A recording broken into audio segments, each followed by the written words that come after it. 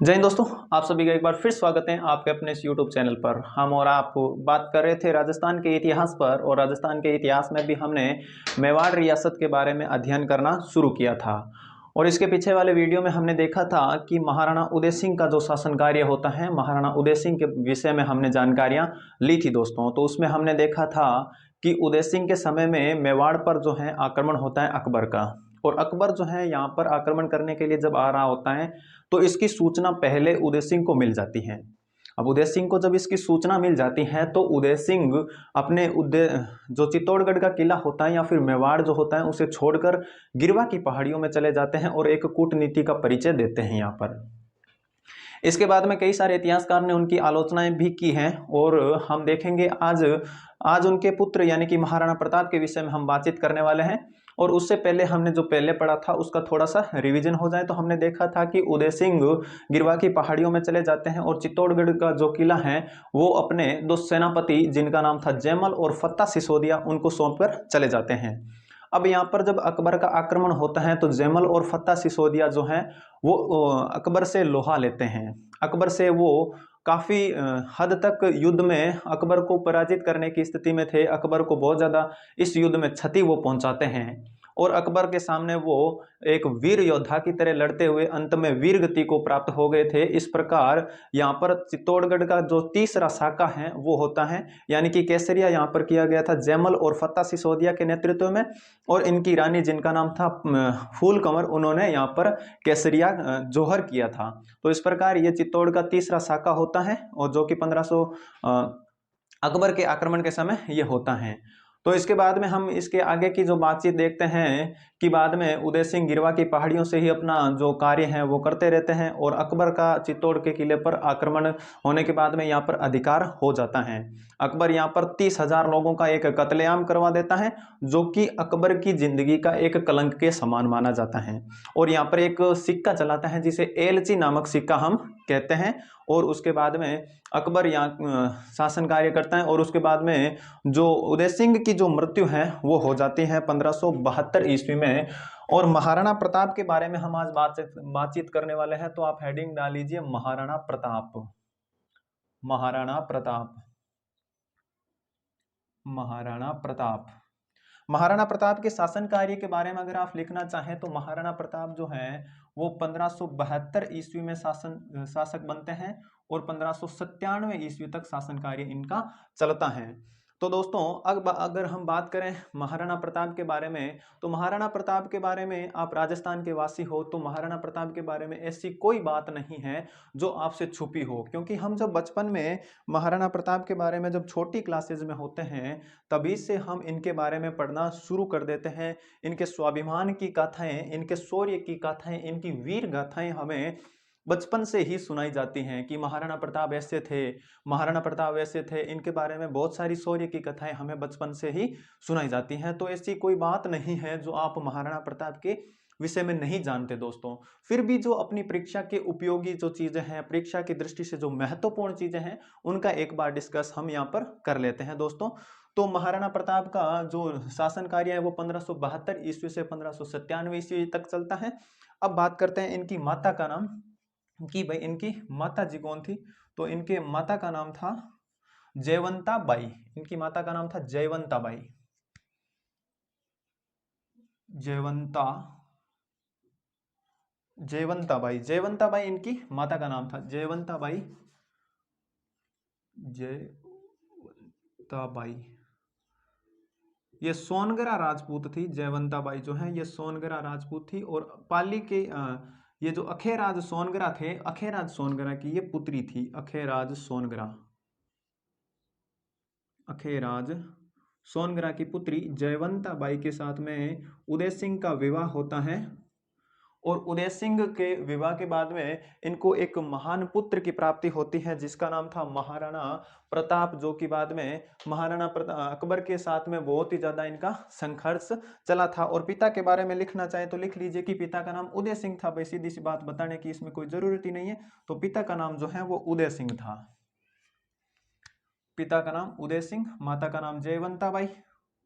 उदय सिंह, पिता का नाम उदय सिंह था, माता का नाम जो है वो जयवंताबाई था।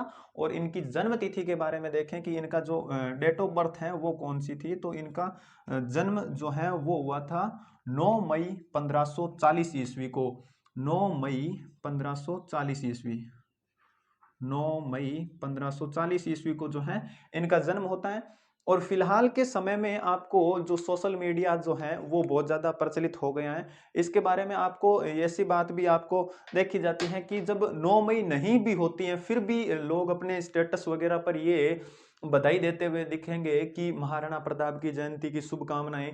तो वो जो आप ऐसे सोचोगे कि भाई आज 9 मई तो नहीं है, फिर भी जो इनकी जो जो जन्म तारीख है वो क्यों मनाई जा रही है, जन्म दिवस की बधाइयां क्यों दी जा रही हैं। तो इनके जो जन्म दिवस की जो बात है उनका जो विक्रमी संवत के हिसाब से भी इनका जो जन्म दिवस है वो मनाया जाता है। और इनका जन्म ज्येष्ठ शुक्ल तृतीया को हुआ था। ज्येष्ठ शुक्ल तृतीया, शुक्ल तृतीया, ज्येष्ठ शुक्ल तृतीया ये विक्रमी संवत के हिसाब से है। और ये जो अपना ग्रिगोरियन कैलेंडर चलता है जिसे हम मानते हैं, जिसमें कि जनवरी फरवरी ये वाले महीने होते हैं ना, वो ग्रिगोरियन कैलेंडर होता है। और ये जो है विक्रमी संवत होता है। इसके बारे में अगर आपको जानकारी नहीं है दोस्तों, तो मैंने पहले इससे पहले एक वीडियो बनाया है जिसमें मैंने पूरी जानकारी दी है कि ऐसी वो एडी और वो क्या होता है, ईसा पूर्व क्या होता है, ईसवी सन क्या होता है, विक्रमी संवत कौन सा होता है, वो शक संवत कौन सा होता है, इनकी शुरुआत कैसे की थी, किसने की थी, और इसके बाद में अगर विक्रमी संवत से शक संवत निकालना हो तो वो कैसे निकालें, और ईसवी सन निकालना हो तो वो कैसे निकालें। तो मैंने इस वीडियो में आपको पूरी तरह से बताया है दोस्तों। तो आप इससे पहले वो वीडियो देख लीजिएगा जिससे आपको कंफ्यूजन नहीं होगा। तो विक्रमी संवत फिर भी मैं आपको बता देता हूं कि विक्रमी संवत अपने जो गांव में बड़े बुजुर्ग जो लोग होते हैं उनके जो ये ऐसे महीने मानते हैं ना कि चैत्र वैशाख ज्येष्ठ आषाढ़, वो भी ऐसे चैत्र वैशाख नहीं बोलते, क्योंकि अपने राजस्थान के लोग हैं भाई, थोड़ा सा ट्विस्ट दिए बने तो अपने बात ही नहीं बने। तो वो अपने ट्विस्ट देने के लिए चैत्र को चैत बोलते हैं, ज्येष्ठ को जेठ बोलते हैं, श्रावण को श्रावण बोलते हैं, भाद्रपद को भादव बोलते हैं। इस प्रकार के जो अपने महीने चलते हैं उनको विक्रमी संवत के महीने कहते हैं। और इस हिसाब से ये विक्रमी संवत जो है वो ईस्वी सन से 57 वर्ष जब ऐड करते हैं तो ये आ जाता है। तो महाराणा प्रताप का वैसे जो है ईस्वी सन के हिसाब से, अगर इनका विक्रमी संवत के हिसाब से इनका अगर जन्म देखें तो इनका जन्म हुआ था 1597 ईस्वी को। और अगर आपसे क्वेश्चन ऐसे भी पूछा जा सकता है दोस्तों, क्योंकि कभी भी आपको कंफ्यूज करने के लिए पूछा जा सकता है कि ऐसा शासक कौन सा था जिसकी जन्म की तारीख और मृत्यु की तारीख विक्रमी संवत और ईस्वी सन में अगर देखें तो वो सेम ही थी। क्योंकि महाराणा प्रताप की मृत्यु जो है वो 1597 ईस्वी ईस्वी को हुई थी और इनका जो जन्म है वो विक्रम संवत 1597 को हुआ था। तो इनकी जो विक्रमी संवत और ईस्वी सन की जो मृत्यु और जन्म की तारीख है वो सेम है। इस प्रकार आप कह सकते हैं कि महाराणा प्रताप का जो जीवन है, महाराणा प्रताप की जो मृत्यु है वो 57 वर्ष की आयु में हुई थी इनकी मृत्यु। ये बात हो गई अब इनके जन्म के बारे में। अब इनके जन्म के स्थान के बारे में देखें तो इनका जन्म का स्थान जो है वो कुंभलगढ़ दुर्ग में हुआ था। कुंभलगढ़ दुर्ग में, कुंभलगढ़ दुर्ग में भी एक कटारगढ़ पड़ता है और उस कटारगढ़ में एक महल है जिसका नाम है बादल महल। कुंभलगढ़ में कटारगढ़ में बादल महल एक महल है जिसमें महाराणा प्रताप का जो जन्म है वो होता है। महाराणा प्रताप का जन्म कुंभलगढ़ दुर्ग में, कुंभलगढ़ दुर्ग में एक लघु दुर्ग पड़ता है कटारगढ़, और कटारगढ़ में एक महल है जिसका नाम है बादल महल। बादल महल में महाराणा प्रताप का जो जन्म है वो हो जाता है और इनकी तारीख जो है 9 मई 1540 ईस्वी को इनका जन्म होता है। तो अब इनके बचपन के नाम के बारे में देखें कि इनके बचपन का नाम क्या था। तो इनको बचपन में जो है वो कीका कहा जाता था। भाई बचपन के नाम के बारे में क्वेश्चन पूछा जा सकता है कि इनको बचपन का नाम क्या था। तो बचपन का नाम जो है वो कीका कहा जाता था इनको बचपन में।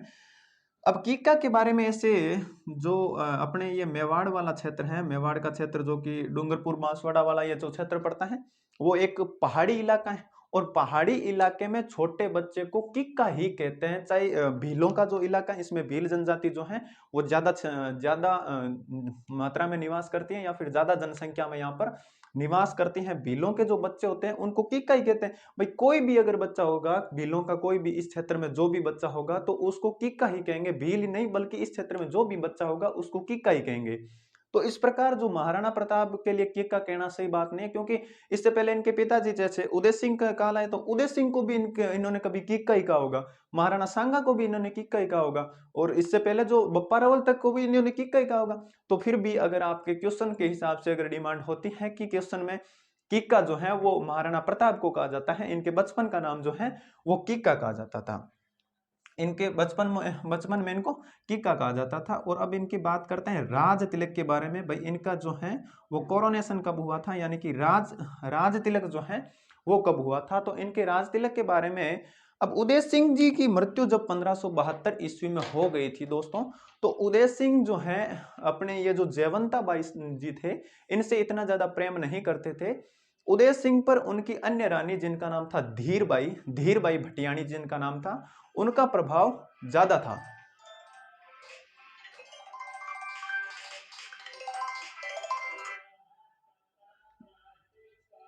राज तिलक के बारे में देखें कि धीरबाई भटियाणी जो हैं उनका प्रभाव इन उदय सिंह पर ज्यादा होता है, और जयवंता बाई का इतना ज्यादा प्रभाव उदय सिंह पर नहीं था। यानी कि जयवंता बाई से ज्यादा ये प्रेम नहीं करते थे। इनकी दूसरी रानी जिनका नाम था धीरबाई भटियाणी, वो उनसे ये जो उदय सिंह जी हैं वो ज्यादा प्रेम करते थे। और धीरबाई के एक पुत्र था जिनका नाम था जगमाल। अब जब ये उदय सिंह की मृत्यु हुई थी तो उन्होंने अपनी मृत्यु से पहले ही जगमाल को जो है अपना अगला उत्तराधिकारी यानी कि नेक्स्ट, यानी कि ये उदय सिंह कह के गए थे कि मेरी मृत्यु के बाद में जो है वो जगमाल अगला शासक बनेगा। ऐसी बात उदय सिंह ने अपने जीवन काल में ही कह दी थी, यानी कि अगला जो शासक है वो जगमाल को बनाए जाने की बात उदय सिंह ने कह दी थी। तो ये बात, अब अगला शासक भाई उदय सिंह को बनना था, उदय सिंह के बाद में अगला शासक भाई जगमाल को बनना था। और अपने ये जो राजस्थान वाला क्षेत्र है उसमें जो शासक बनते थे उनके विषय में एक ऐसी बात होती थी कि भाई जो भी अगला शासक बनेगा वो अपने पिता का जो अंतिम संस्कार वो की रस्म होती थी उसमें भाग नहीं लेता था। वो पिता को न तो कंधा देता था और न ही अपने जो बाल वाल हैं वो कटवाता था। वो सिर्फ अपने पिता की मृत्यु के बाद में घर में ही रहता था। और उन जो अगला जो शासक नहीं बनने वाले जो पुत्र हुआ करते थे उनके, वो पिता को कंधे देते थे, अपने बाल मुंडवाते थे और पिता को मुखाग्नि भी देते थे। बाकी सभी जो रस्में होती हैं, क्रिया कर्म जो भी होते हैं, वो सारे काम जो हैं उनके अन्य पुत्र जो होते थे वो करते थे। तो इस प्रकार जब महाराणा उदय सिंह की मृत्यु हो गई थी तो प्रताप को सीधी सी बात है भाई शमशान घाट में अपने पिता को मुखाग्नि देने जाना था। तो अपने उदय सिंह को अपने पिता उदय सिंह को प्रताप जो है वहां पर मुखाग्नि देने गए थे, उनकी जो शमशान घाट में वो गए थे। तब यहाँ पर एक मानसिंह सोनगरा नाम के आदमी थे। सोनगरा इनके नाना, ये ननिहाल पक्ष वाले थे। सोनगरा महाराणा प्रताप के ननिहाल पक्ष वाले सोनगरा राजपूत हुआ करते थे। उन्हीं में एक सोनगरा जिनका नाम था मानसिंह सोनगरा। मानसिंह सोनगरा जो है वो यहाँ पर आए हुए थे। और इन यहाँ पर कहते हैं कि आप लोग यार मेवाड़ वाले पागल हो गए हो क्या, कि अब आप मेवाड़ इतनी अब क्रिटिकल स्थिति में है कि मेवाड़ के सामने अकबर जैसा एक प्रतिद्वंदी है जिसके बाबर ने आपसे युद्ध लड़ा, उसके पुत्र हुमायूं के भी साथ में आपके टकराहट रहे। अब आपको ऐसा नहीं लगता कि बाबर के जो वंशज हैं अकबर, वो दिल्ली पर अब शासनकारी उसका जमाया हुआ है, तो वो क्या मेवाड़ पर आक्रमण नहीं करेगा क्या? तो मेवाड़ पर दिल्ली के सुल्तान से आक्रमण होने की बात तो तय थी। तो इन्होंने कहा कि भाई आपका ये जो जगमाल है वो इतना ज्यादा योग्य नहीं है कि अकबर का सामना कर सके, मुगल सत्ता से वो टकरा सके। तो इन्होंने कहा कि भाई आपको क्या लगता है, मेवाड़ के सामंतों से पूछा कि भाई आपको क्या लगता है कि जगमाल उत्तराधिकारी बन सकता है, सही ढंग से ये जो शासन कार्य है वो कर सकता है, या फिर अकबर से मुकाबला ये कर सकता है, इतनी इसकी जो हिम्मत है वो है क्या? तो इन्होंने सभी ने कहा भाई नहीं, अपने तो ऐसे तो नहीं लगता कि भाई ये जगमाल उससे लड़ लेगा। तो मैंने आपको जब राणा लाखा वाला जो चैप्टर पढ़ाया था, हंसाबाई वाला जो चैप्टर बताया था, तो मैंने आपने उसमें बताया था कि मेवाड़ की एक प्रधान रियासत हुआ करती थी जिसका नाम था सलूम्बर।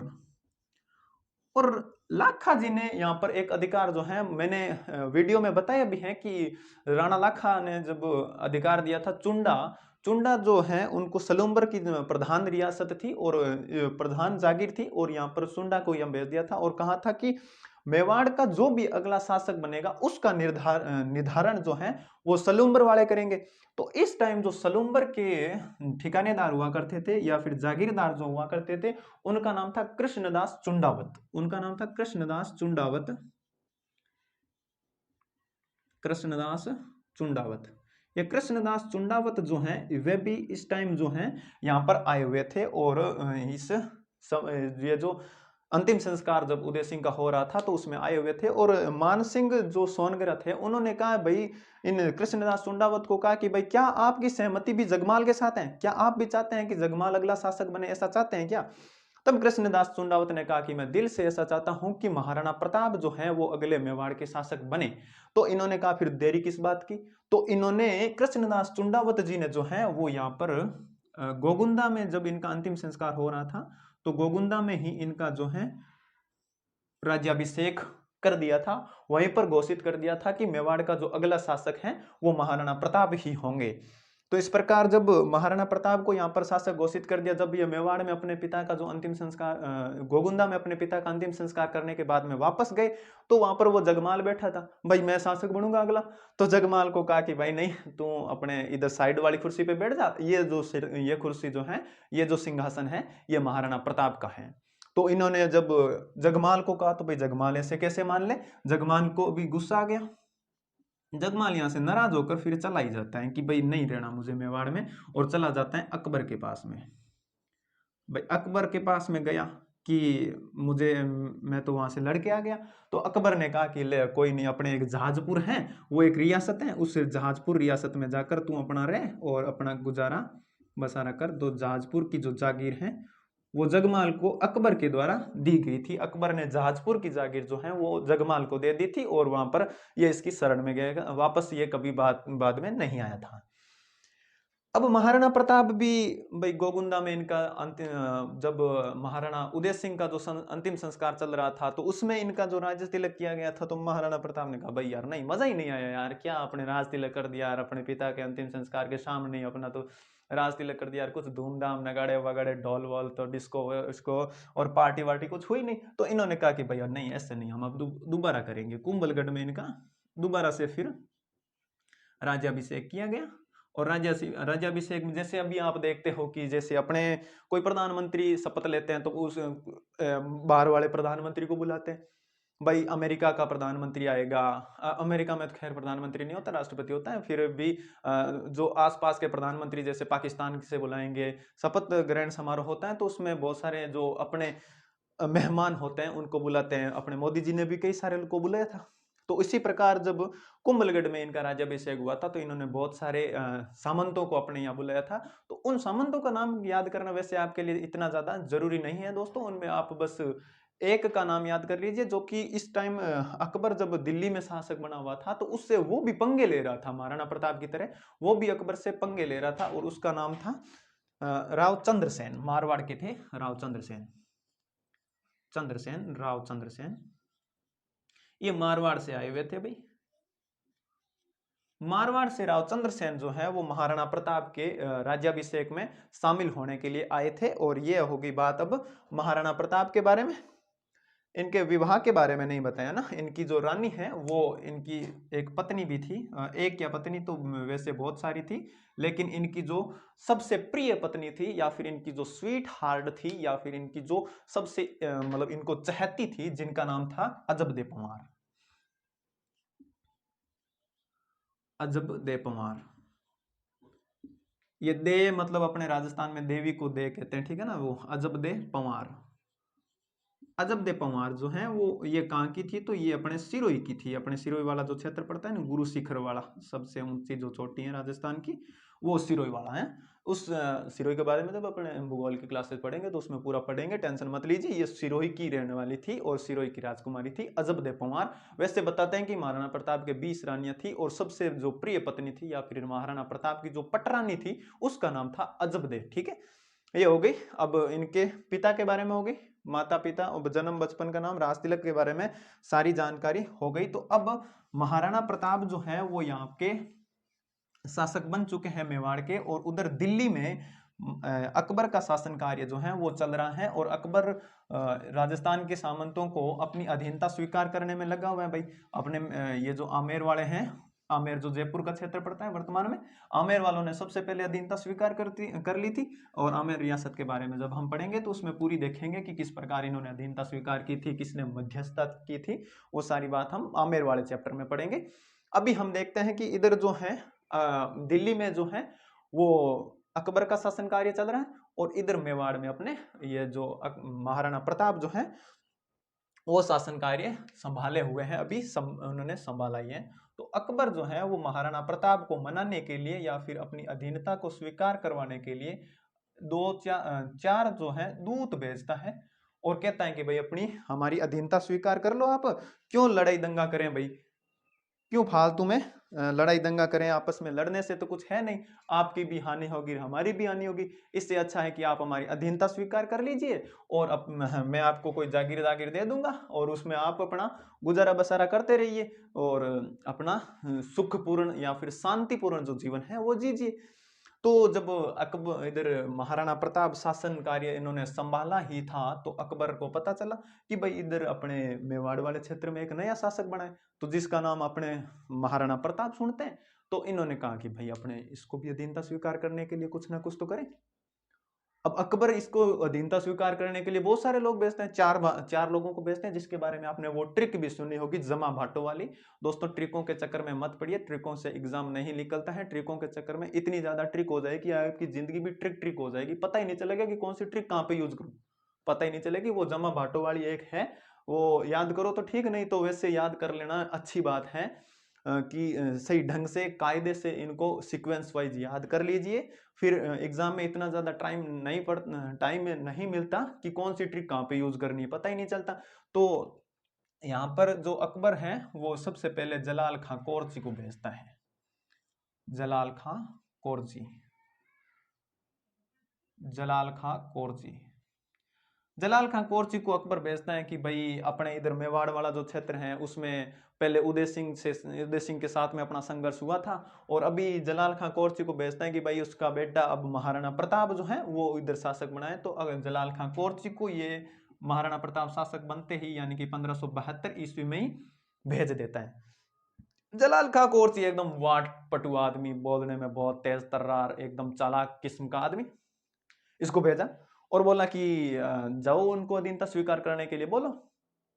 अब इधर जलाल खां कोरची आया और महाराणा प्रताप के पास में वो बुग्गे लेके आया, गुलदस्ते लेके आया और महाराणा प्रताप को कहा कि आप नए नए शासक बने हो, आपको हमारे बादशाह अकबर की तरफ से बहुत बहुत शुभकामनाएं। इन्होंने कहा भाई जी थैंक यू बोल के बिठाया, पानी पीनी पिलाया, खाना वाना खिलाया। उसके बाद में जलाल खां कोरची ने कहा कि आइए कुछ बात कर लेते हैं राजनीति से संबंधित। तो कहा कि जी जरूर कर लेते हैं, क्यों नहीं करेंगे। तो इन्होंने जलाल खां कोरची ने कहा कि वो आपके दादाजी भी हमारे साथ में लड़ते रहे थे, संगा के बारे में बोल रहे हैं कि संगा ने भी हमारे अकबर के जो दादाजी थे उसके साथ में लड़े थे, बहुत सारे आपके पुरखों से हमारी जो लड़ाई चलती आ रही है। अब आपको ऐसा नहीं लगता कि क्या हमें समझौता कर लेना चाहिए? भाई लड़ने से कुछ मिलने वाला नहीं है, ना कुछ आपका फायदा और ना कुछ हमारा फायदा, तो इससे अच्छा है कि हम समझौता कर लें। तो इन्होंने कहा कि ना ना ना, महाराणा प्रताप ने कहा ना, आप ये समझौते वाली बात अपने पास में रखें, मैं समझौता नहीं करने वाला। जब ये जलाल खां कोरची को इस प्रकार करके वापस भेज देता है कि आप अपने जाइए वापस और अकबर को कह दीजिए कि मैं ना तो आज अधीनता स्वीकार करने वाला हूँ ना कल स्वीकार करने वाला हूँ, आप अपनी जो है वो अपने पास रखें और मैं तो स्वतंत्र ही रहने वाला हूँ। अब अकबर के पास में वापस भेज दिया। अकबर ने सोचा यार कोई ना, एक बंदे को रुष्ट किया तो कोई नहीं, दूसरे को भेजते हैं।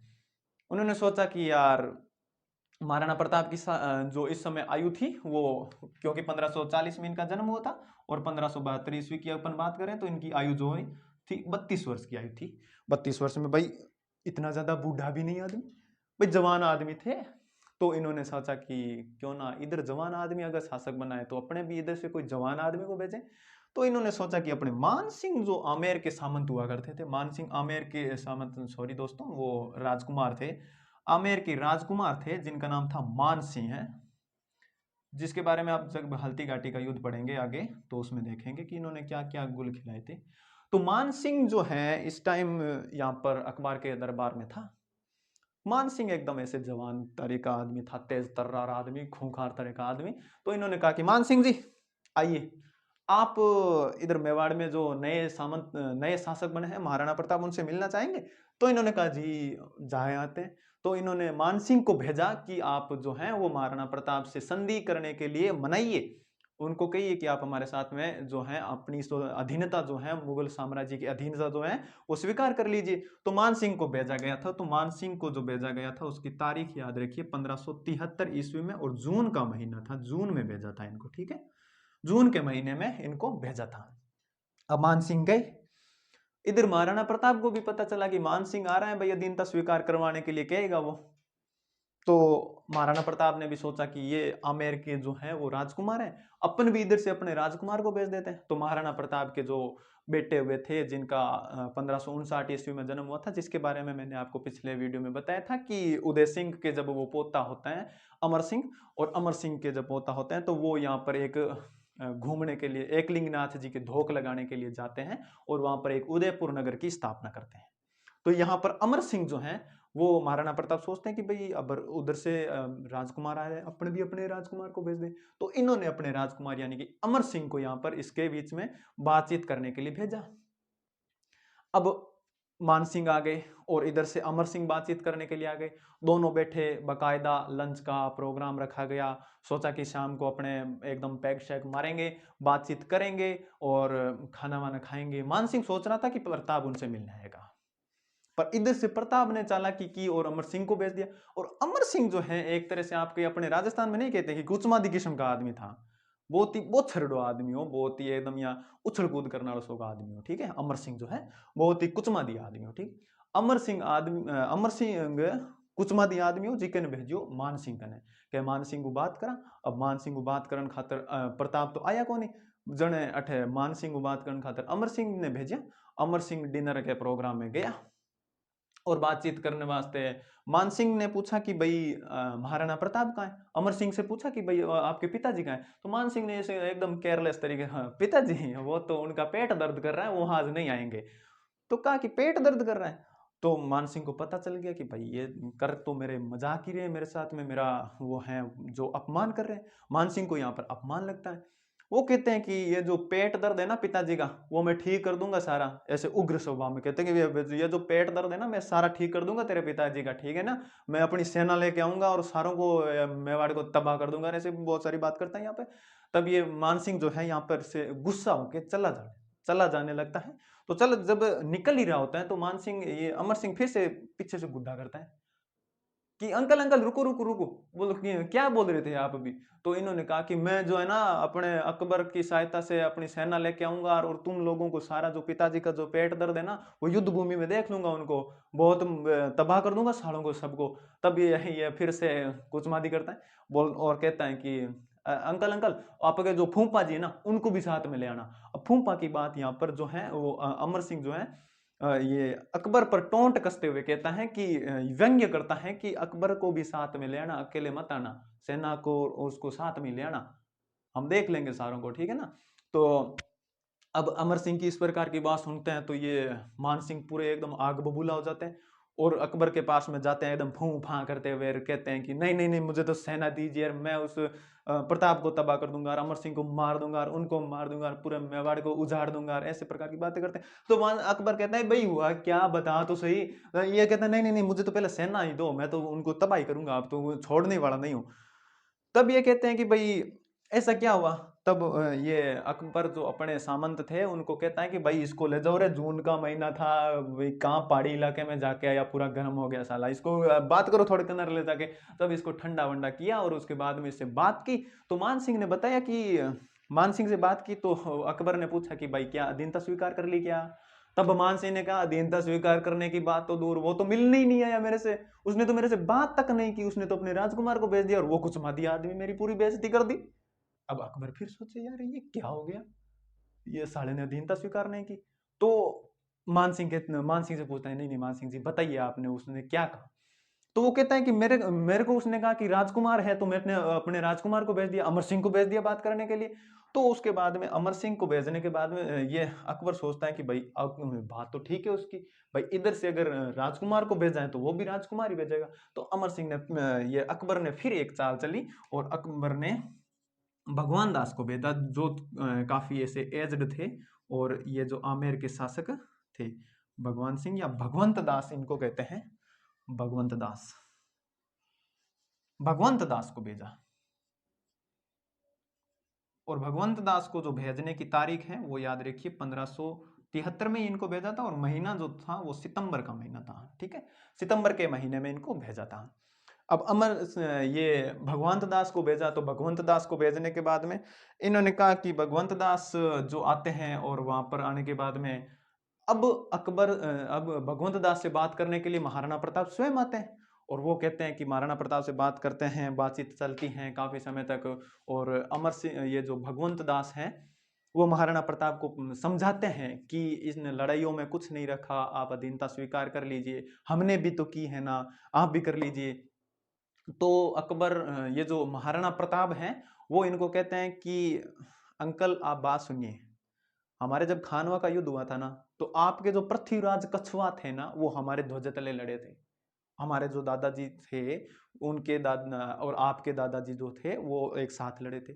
हमारे और आपके संबंध तो अच्छे हैं। हालांकि मैं मानता हूं, प्रताप कहते हैं कि हालांकि मैं मानता हूं कि मेवाड़ अब इस स्थिति में नहीं है कि वो पूरे एक नेतृत्व कर सके, लेकिन आपकी तो स्थिति अच्छी है, आप तो लड़ सकते हैं। आप अकबर के खिलाफ अगर लड़े तो मैं आपका साथ देने के लिए तैयार हूं। आप अगर अकबर के खिलाफ लड़े तो मैं आपके ध्वज तले लड़ लूंगा, लेकिन मैं जो है अकबर की अधीनता कभी स्वीकार नहीं करूंगा। इस प्रकार की बात जब ये भगवंत दास को कहते हैं, तो भगवंत दास कहते हैं तू तो मेरी ओर उजाड़ेगा, खुद तो परेशान हो रहे हैं और मेरी ओर उजाड़ेगा। तब इस प्रकार जब अधीनता स्वीकार नहीं करते हैं और भगवंत दास को भी वापस भेज देते हैं। अब भगवंत दास जब वापस जाते हैं तो महाराणा ये यहाँ पर अकबर ने फिर पूछा कि भाई अधीनता स्वीकार की क्या? बोले नहीं की।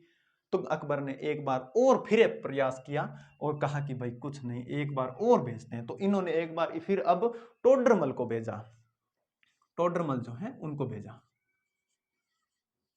टोडरमल जो है वो अकबर का जो है वित्त मंत्री हुआ करता था, और टोडरमल को भेजा था 1573 ईस्वी में। इन तीनों को 73 ईस्वी में ही भेजा था। इनको दिसंबर में भेजा था, पहले वाले को जून में, दूसरे सितंबर में, और तीसरा दिसंबर में। और वो एक जलाल खां कोरजी को तो उन्होंने 1572 में ही भेज दिया था। ये टोडरमल जो है वो अकबर का वित्त मंत्री हुआ करता था, और ये बहुत ही मतलब बोलने में ऐसे समझदार किस्म का आदमी था। तो वित्त मंत्री को भेजा और बोला कि आप अधीनता स्वीकार करवाइए महाराणा प्रताप से जाकर। अब ये जो टोडरमल है वो महाराणा प्रताप को अधीनता स्वीकार करवाने के लिए यहाँ पर आते हैं और कहते हैं कि भाई प्रताप सुन, बात ऐसी है, मैं तो भाई उसका पूरा वित्त मंत्री हूँ, और उसकी स्थिति इतनी, अकबर के बारे में बोलता है कि उसकी स्थिति इतनी ज्यादा मजबूत है कि वो तेरे जैसे राजाओं से 10 बार युद्ध कर सकता है, उसका कुछ नहीं बिगड़ने वाला, बल्कि आपके मेवाड़ वालों का जो है वो सब कुछ तबाह कर सकता है। मैं पूरा उसका वित्त मंत्री हूँ, मुझे पता है कि उसके धन में, उसके खजाने में कितना कुछ धन रखा हुआ है। तो इस प्रकार की बात जब ये यहाँ पर कहते हैं, तो ये महाराणा प्रताप भी इनको कह देते हैं कि अपने बहुत मामा सा इधर, कोई ना कोई तो आ ही जाएगा धन देने के लिए, कोई ना कोई तो खड़ा होगा ही होगा। तो कहा कि मैं आपकी अधीनता स्वीकार नहीं करता हूं, नहीं करता हूं। इस प्रकार महाराणा प्रताप ने चारों को बिना कुछ रिस्पॉन्स दिए ही भेज दिया था। इन चारों को कहा था कि मैं अधीनता स्वीकार नहीं करता हूं, नहीं करने वाला, अकबर से जो बनता है वो कर लीजिए। मैं अधीनता न आज स्वीकार करने वाला, न काल स्वीकार करने वाला, आपको जो करना है वो कर लीजिए। इसे कहते हैं स्वाभिमान, इसे कहते हैं एटीट्यूड। अकबर जो कि दिल्ली का यहाँ पर सुल्तान है, और वो इसको अधीनता स्वीकार करने के बोल रहा है, तो वो अधीनता स्वीकार नहीं कर रहा है छोटी सी मेवाड़ रियासत के साथ में। इसे कहते हैं एटीट्यूड, ऐसा होता है एटीट्यूड। और इसके बाद में महाराणा प्रताप हल्दी घाटी का युद्ध जो है वो अकबर के साथ में लड़ते हैं। हालांकि इसमें अकबर खुद नहीं आता है, लेकिन अकबर की सेना इसमें आती है। और उस हल्दी घाटी के युद्ध में महाराणा प्रताप ने जो वीरता का परिचय दिया था, उसके बारे में हम आपको नेक्स्ट वीडियो में बताएंगे दोस्तों। और अगला जो वीडियो है वो आपको जल्द ही देखने को मिलेगा। इस बार वीडियो में थोड़ी सी दिक्कत हो, थोड़ी सी जो है समय लग गया था वीडियो आने में, उसके पीछे की कुछ कारण है, कुछ पारिवारिक समस्या थी और कुछ जो है अपना जो नया ये जो कैमरा है वो भी खराब हो गया था। अब मैंने नया कैमरा परचेज कर लिया है, तो आपके लिए क्लासेस जो हैं वो जल्दी से जल्दी अब अपलोड होने वाली हैं दोस्तों। तो बने रहिएगा हमारे साथ में। अगर आपको वीडियो अच्छा लगा है तो वीडियो को लाइक ज़रूर कीजिएगा, और अगर कोई भी किसी भी प्रकार का क्वेश्चन है तो आप कमेंट बॉक्स में पूछ सकते हैं। और आप अगर इस चैनल पर पहली बार आए हैं तो चैनल को सब्सक्राइब जरूर कर लीजिएगा दोस्तों। धन्यवाद।